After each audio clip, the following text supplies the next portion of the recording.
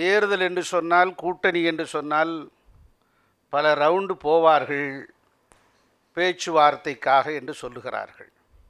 அது மாத்திரமல்ல, வாக்குப்பதிவு முடிந்துவிட்ட பிறகு வாக்கு எண்ணிக்கையின் போதும் பல ரவுண்டுகள் நடக்கும். ஆனால் முடிந்த தீபாவளியில் 800 கோடி ரூபாய் பல ரவுண்டுகளை டாஸ்மாக் பெற்றிருக்கிறது. இப்படிப்பட்ட சூழ்நிலைகள்தான் இந்த வானிலைக்காக நாம் சேர்ந்திருக்கிறோம். அதாவது வானிலை என்பது மாறிக்கொண்டே இருப்பது. அதுக்கு பெயர்தான் காலம், பருவகாலம். அப்படித்தான் கூட்டணியும் மாறிக்கொண்டே இருப்பது. பொது எதிரியை வீழ்த்துவதற்காக கூட்டணியிலே இணைகிறார்கள், இசைகிறார்கள். ஆனால் ஒரே கூட்டணியில் 8 ஆண்டுகளாக 10 ஆண்டுகளாக இருப்பது சர்வாதிகாரம் என்கிற குற்றச்சாட்டை நான் முன்வைக்கிறேன். அவர்கள் பழக்கப்படுத்தி கொண்டு விட்டார்கள், சொகுசாக இருக்க கற்றுக்கொண்டு விட்டார்கள். ஒரே இடத்திலே நல்ல சொகுசாக வாழ்க்கையை வாழ்ந்து கொண்டிருக்கிறார். இடதுசாரி வலதுசாரி.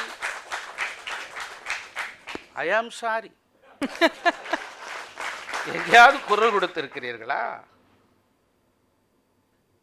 எங்கேயாவது இந்த ஆட்சியினுடைய அவலத்தை, இந்த ஆட்சியினுடைய சட்ட ஒழுங்கு சரிவை, குடும்ப அரசியலின் கோரப்பிடியின் தாக்குதலில் இருந்து தமிழ்நாட்டின் பொருளாதார வரம் சுரண்டி கொளுத்திருக்கிறதே ஒரு கூட்டம், அதை தடுப்பதற்கான ஒரு சிறிய நடவடிக்கை நீங்கள் எடுத்திருக்கிறீர்களா? இல்லை.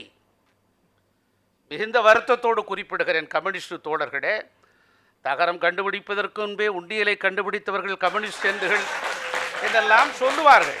ஆனால் உங்களுடைய உழைப்பை, உன்னதமான மகத்தான பங்களிப்பை, மனிதநேயத்தை, மானுடப்பற்றை, கருணையை, காருண்யத்தை யாரும் குறைத்து மதிப்பிட முடியாது. அந்த அளவுக்கு உங்களுடைய உழைப்பு அளப்பரிய உழைப்பு. அப்படிப்பட்ட கம்யூனிஸ்ட் தோழர்கள் அறிவாலயத்தின் தாழ்வாரத்தில் தவழ்ந்து போய் கொண்டிருப்பதை என்னவென்று சொல்வது? நீதி கேட்டு நெடிய பயணம் நடந்தவர் வைகோ. எங்கள் அன்புக்கும் அடர்த்தி மிகுந்த பண்புக்கும் சொந்தக்காரர் வைகோ அவர்கள். அவர் தன்னுடைய மகனுக்காக சீட்டு கிடைத்து விட்டால் போதும் என்று ஒதுங்கி கொண்டு விட்டார். எங்கேயாவது குரல் கொடுக்கிறாரா, கேட்கிறாரா? அந்த ஆற்றல் பேராண்மை மிக்க அந்த தலைவர் அப்படியே அமைதியாக விட்டுவிட்டார். வேங்கவையில் சம்பவத்திற்காக ஒரு வேங்கை போல் எழுந்திருக்க வேண்டிய சிறுத்தை அமைதி காக்கிறார். ஏற்கனவே 4 கொடுத்தீர்கள், இப்போது 8 கொடுத்தால் நல்லது என்று 8 போட்டுக்கொண்டே இருக்கிறார். அது அண்ணா அறிவாலயத்தில் 8 போட்டுக்கொண்டே இருக்கிறார்கள். இன்னொரு தலைவர் இடதும் இல்லை வடதும் இல்லை, மையத்தில் இருக்கிறார். ஸ்ட்ரெயிட்டா டெல்லி தான். ஸ்ட்ரெயிட்டா டெல்லி. நடித்தா நான் கதாநாயகனாக தான் நடிப்பேன், சைடு ரோல்லாம் நடிக்க மாட்டேங்கிற மாதிரி. திரைப்படத்தை விட அரசியல் வாழ்க்கையை நல்லா நடிக்கிறார் அவர்.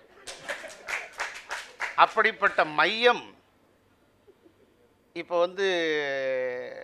புயல் 180 கிலோமீட்டருக்கு பக்கத்தில் மையம் கொண்டு இருக்க மாதிரி ஒரே இடத்துல மையம் கொண்டு அங்கேயே செட்டில் ஆயிடுச்சு. இது குறித்து அவர்கள் கேள்வி கேட்பதே இல்லை. ஆக இப்படி கூட்டணி எல்லாரும் சொல்கிறாங்க, நீங்கள் பிஜேபி கூட போயிட்டீங்களே அப்படின்னு சொல்லி. அதாவது கூட்டணி என்பது இதுதான் அண்ணாவுடைய ஃபார்முலா. சந்திரபாபு நாயுடு அவர்கள் பாஜகவோடு கூட்டணி இல்லை, ஒட்டுமில்லை, உறவுமில்லை என்று சொன்னார். மீண்டும் கூட்டணியில் இணைந்தார், பவன் கல்யாணோடு இசைந்தார். இப்போ ஒரு ஆட்சி படத்தில் இருக்கிறார். பீகாரிலே நிதிஷ் 3 முறை பாஜகவோடிருந்து விலகி போனார். ஆனால் என்ன ஆனது? மீண்டும் இணைந்தார், ஆட்சியை பிடித்தார், நாடாளுமன்றத்திலே மகத்தான வெற்றி சரித்திரம் படைத்தார். இப்போது தேர்தல் கடத்தில் நிற்கிறார்கள். ஆக இதே மக்கள் நல கூட்டணி என்று அமைத்து கொண்ட தலைவர்கள் யார்? வைகோ அவர்கள் இருக்கிறார்கள், திருமா அவர்கள் இருக்கிறார்கள், இடதுசாரி வடதுசாரி இருக்கிறார்கள். இவர்களெல்லாம் மக்கள் நல கூட்டணி என்று அமைத்து கொண்டு ஊழல் கட்சி என்று திராவிட முன்னேற்ற கழகத்திலே களத்தில் நின்று கடமாடி அதை தோற்கடிக்க வேண்டும் என்பதற்காக களத்திலே நின்றவர்கள் தானே இவர்கள். இப்போது அவர்கள் யாரை நல்லவர்கள் என்று சொல்கிறார்? நீங்க கூட்டணி அமைத்து உங்க கூட யாரெல்லாம் வராங்க? எங்களோடு நிறைய வர்றாங்க. இப்ப யாரெல்லாம் சொல்ல முடியுமா? அதாவது வந்துங்க, யாரெல்லாம் வருவாங்க அப்படின்னு இப்போ ஜோசியம் சொல்ல முடியாது. அதாவது வந்து ஒரு விஷயம்தான், அதாவது வந்து கூட்டு குடும்பத்தை பார்த்தா தனி குடும்பத்துக்காரனுக்கு வயிறு எரியும் தான். ஆனால் ஒரே குடும்பத்தை பார்த்தா தான் எல்லாருக்கும், ஒரே குடும்பம் தான் சாப்பிடுது, ஒரே குடும்பம் தான் அதிகாரத்தில் இருக்கு.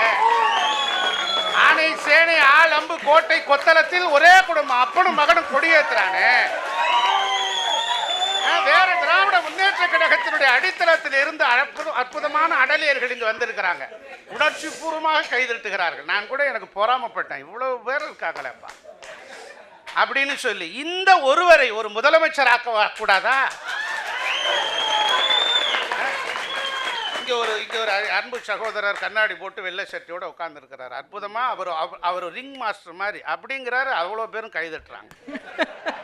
என்னுடைய சகோதரி மகளிர் அணி அங்கே உட்காந்துருக்காங்களே, அவங்க திமுகவை சொன்னோன்னே உணர்ச்சி பிளம்பா மாறிடுறாங்க.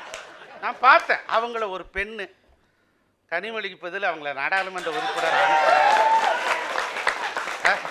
இல்லை, அவங்களையே முதலமைச்சர் ஆக்கலாம்ல, ஏன் நீங்க ஆக்க மாட்டீங்கிறதான் கேள்வி. எங்கள் எடப்பாடியார் சொல்லுகிறார், இந்த அண்ணா திராவிட முன்னேற்ற கழகத்தில் யார் வேண்டுமானால் முதலமைச்சர் ஆகலாம், யார் வேண்டுமானாலும் பொதுச் செயலாளர் ஆகலாம் என்கிற தகுதியை அண்ணா திராவிட முன்னேற்ற கழகம் பெற்றிருக்கிறது.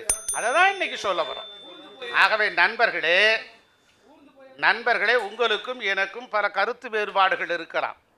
நான் வெளியில் சென்று விட்டால் நண்பர்கள் ஊர்ந்து போவார் தவழ்ந்து போவார் என்பதை விட ஒரே குடும்பத்தில் தவழ்ந்து ஊர்ந்து கொண்டிருக்கக்கூடிய ஒரு புழுவாக இருக்கிற கட்சியை புறக்கணிக்க வேண்டும் என்பதுதான் எங்களுடைய கருத்து. ஆக தேர்தலில் கூட்டணி என்பதை வைத்துக்கொண்டு, அதிகாரத்தை வைத்துக்கொண்டு, பணபலத்தை மட்டுமே நம்பிக்கொண்டு தேர்தலில் வெற்றி பெற்று விடலாம் என்று தப்பு கணக்கு போட்டால் நிச்சயமாக இந்த தேர்தலில் தோற்று போய் விடுவார்கள் என்பதுதான் எங்களுடைய கருத்து. நன்றி, வணக்கம்.